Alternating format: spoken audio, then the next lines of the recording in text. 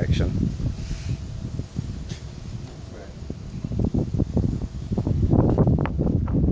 Ready? Mother Teresa once said, "We the willing, led by the unknowing, are doing the impossible for the ungrateful." This quote, I believe, closely identifies us as soldiers. We the willing. As soldiers, we are willing to do what is necessary to complete the mission.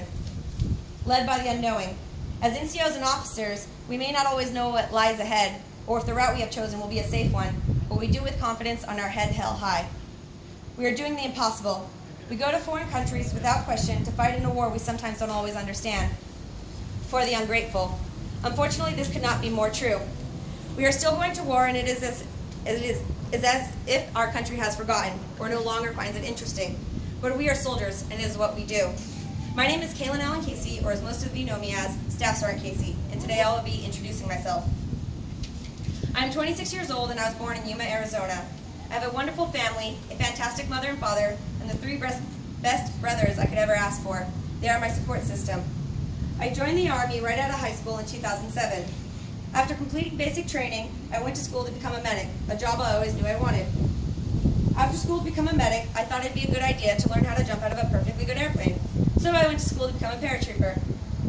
After completing school at Fort Benning, Georgia, I went to Fort Bragg, my first duty station, where I completed 26 jumps before moving to my next duty station, Fort Carson, Colorado. I went on my first deployment in 2010 to Iraq, where I spent a year deployed with 4th ID. After my deployment, I began training with Special Forces to get ready for yet another deployment with 7th Group.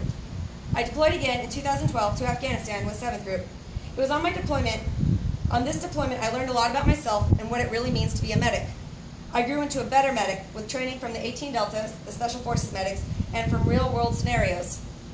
I learned to conduct foot patrols, level 1s, mass cals, and personnel searches. I learned about what real fear was. I learned what it meant to value someone else's life more than my own, and the heartache of losing a close friend. It's life experiences like these that make us who we are today.